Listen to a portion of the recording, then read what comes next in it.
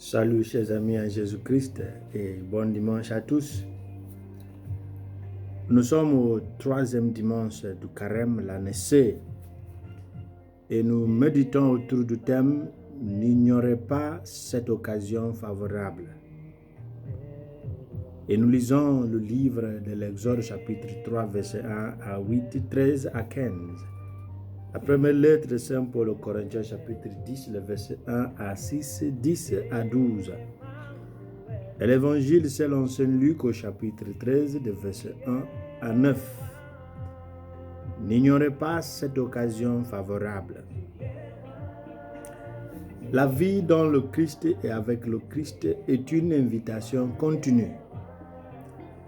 Tout en maintenant la mission de base pour ceux qui sont déjà dans une alliance avec l'Éternel, chaque jour, une nouvelle mission est donnée avec une nouvelle tâche à accomplir. Mais dans tout ce qui se passe, Dieu initie toute mission et toute vocation. La première lecture nous parle de l'observation de Dieu, son constat. J'ai vu la misère de mon peuple en Égypte. J'ai entendu ses cris devant ses oppresseurs. Oui, je connais ses angoisses. Jésus nous dit dans l'évangile de Saint Jean au chapitre 15, verset 16, « C'est moi qui vous ai choisi et non pas vous qui m'avez choisi. Je vous ai choisi afin que vous puissiez porter des fruits qui demeurent et pour que tout ce que vous demanderez au Père à mon nom, il vous le donne. » Comme avant l'incarnation, Dieu a été inspiré par l'amour de l'homme. Dieu a tant aimé le monde qu'il a envoyé son Fils unique afin que quiconque croit en lui n'aura pas la condamnation, mais aura la vie éternelle. Dieu continue à initier notre salut à travers la grâce qu'il nous donne. Dieu a de nombreuses façons de créer un spectacle qui attire l'attention humaine. Dans le cas de Moïse, il s'agissait d'un buisson ardent. Comme Moïse, beaucoup d'entre nous ont répondu à l'appel de Dieu, à la vie consacrée, à la prêtrise ou au mariage en tant que de simples spectateurs au début, mais ont réussi à actualiser l'appel de Dieu au cours des événements lorsque la voix, lorsque l'appel est devenu un peu clair. Pour certains, l'inspiration à la vie consacrée, à la prêtrise était la soutane, le prestige, la qualité de l'enseignement que le séminaire offre. Pour certains, c'est les études à l'étranger. Pour d'autres, c'est la richesse. Pour d'autres encore, c'est le voile de la vie religieuse. Pour certains qui sont dans la vocation au mariage, c'est le désir de vivre avec une jolie femme, un joli homme, et pour avoir de jolis enfants.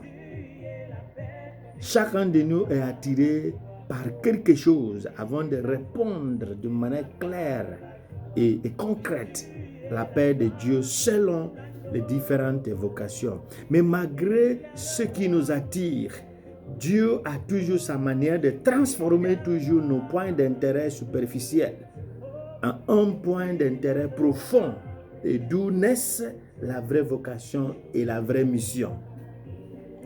Maintenant, si une mission est divine, j'ai la conviction que Dieu nous donnera une présence divine.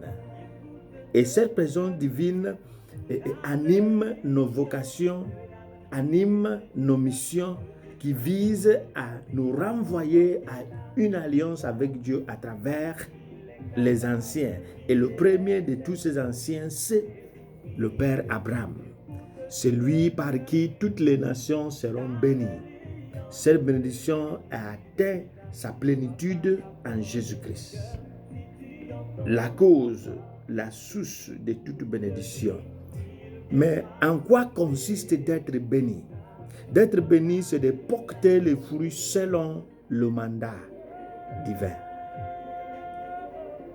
Être un héritier de l'alliance des patriarches Abraham, Isaac et Jacob est une grâce suffisante pour porter des fruits. En Jésus, la charis, la grâce, Dieu a tout donné comme le propriétaire de la vigne dans l'Évangile a tout fait pour son figuier. Le manque de fruits ne sera pas un manque de grâce, mais un manque d'effort, un manque de collaboration avec la grâce donnée. Mais à l'image du vigneron, Jésus intercède toujours pour nous auprès du Père, afin qu'il nous accorde une seconde chance, afin qu'il nous accorde un temps de porter des fruits. Ce temps est disponible, c'est le moment favorable que dont l'Église nous parle, que c'est le moment favorable.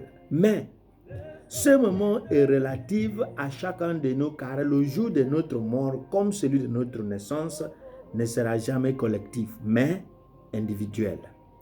Dieu, à l'image du vigneron,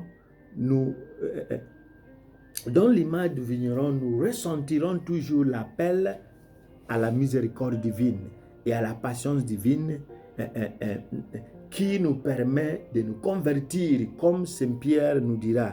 Le Seigneur ne tarde pas à accomplir ce qu'il a promis, comme certains le pensent. Mais il est patient avec nous, voulant que personne ne périsse, mais que tous arrivent à la repentance. 1 Pierre chapitre 3, verset 9. Nous sommes appelés à l'image du vigneron à intercéder et non à accuser ni à condamner. Le rôle des personnes qui sont venues rapporter à Jésus le malheur qui avait frappé les Galiléens dont Pilate avait mélangé le sang avec celui des victimes et celui des 18 victimes de la chute de la tour de Siloé, Jérusalem, nous présente le contraire du vigneron de l'évangile d'aujourd'hui. Le vigneron étant un intercesseur, nous sommes invités à intercéder et non pas à chercher la façon de condamner ou d'imposer la condamnation à Dieu pour qu'il puisse condamner les gens que nous considérons comme les pécheurs.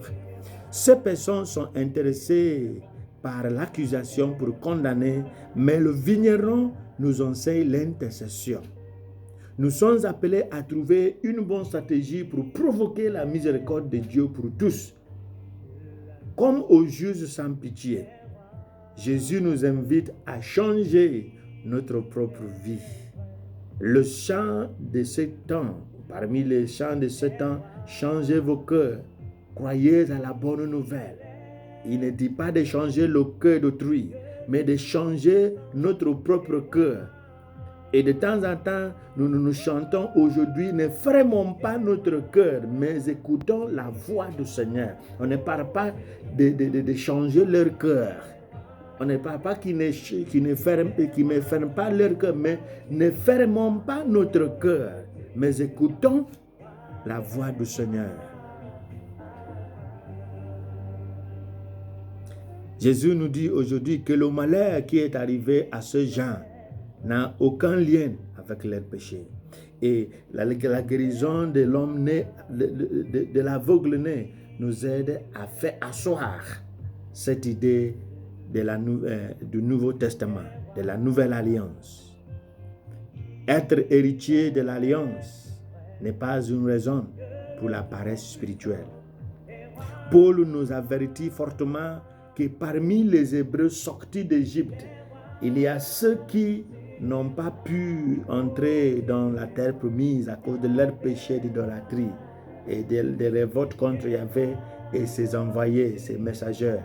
Ainsi, lorsque nous ne travaillons pas selon la grâce reçue de Dieu, Dieu nous punira davantage selon la grâce abusée. Si nous ne travaillons pas selon la grâce reçue, nous recevrons la punition selon la grâce abusée. Que cette opportunité propice nous soit le vrai temps favorable de grâce. Que le Seigneur, qui est l'agneau de Dieu, nous sanctifie et qui nous donne la grâce d'une vie digne de ce temps, malgré la tentation à la faiblesse, la tentation à l'oubli. Que Dieu nous bénisse, le Père, Fils et le Saint-Esprit. Amen.